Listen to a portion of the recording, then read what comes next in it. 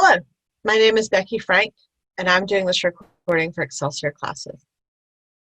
One of the things that people love to toss out there is history repeats itself, or those who don't learn from history are doomed to repeat it.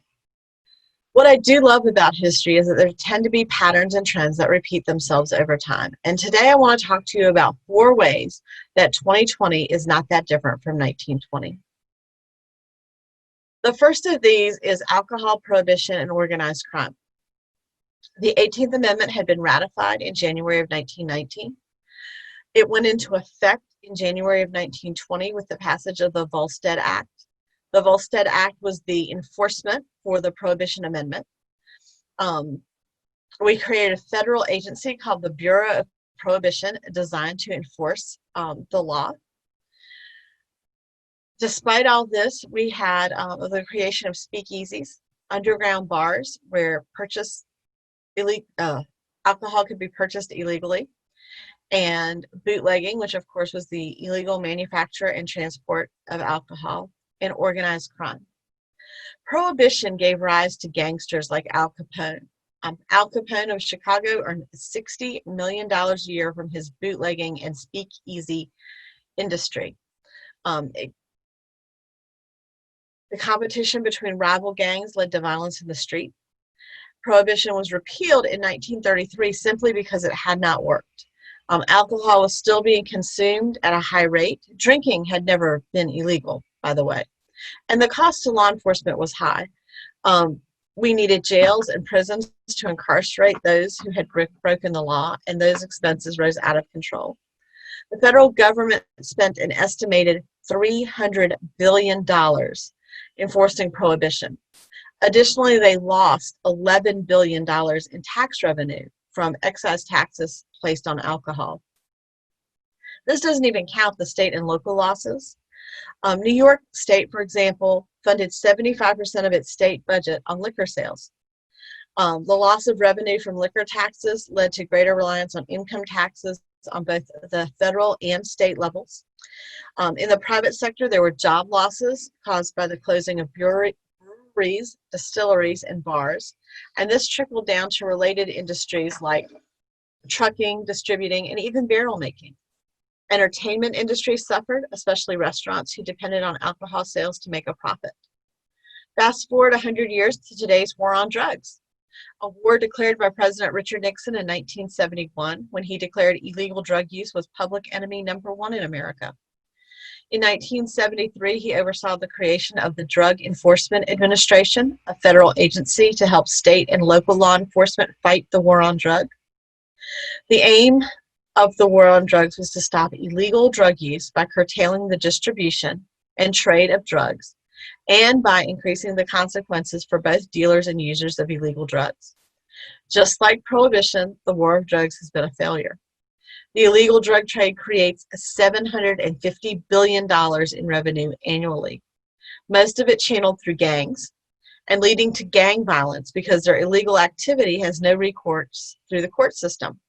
So a dispute between gang members is settled in the street. 13% of gun violence is gang-related. Prisons are overwhelmed with nonviolent drug offenders. 46% of the federal prison population is nonviolent drug offenses. The war on drugs is also expensive. In 1973, at its creation, the DEA had 1,470 agents and a budget of $75 million. Last year, the DEA had 5,000 agents and a budget of $2.03 billion. These numbers don't include the manpower and the funds spent by state and local governments fighting the war on drugs. And while no one is suggesting that all illegal drugs be made legal, the past 10 years, many states have softened their drug laws and others have legalized marijuana.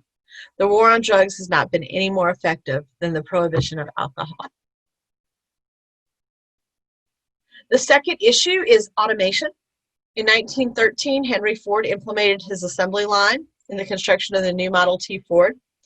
The assembly line broke down the jobs into making the car, assigned each man a step, and then moved the work from one station to another.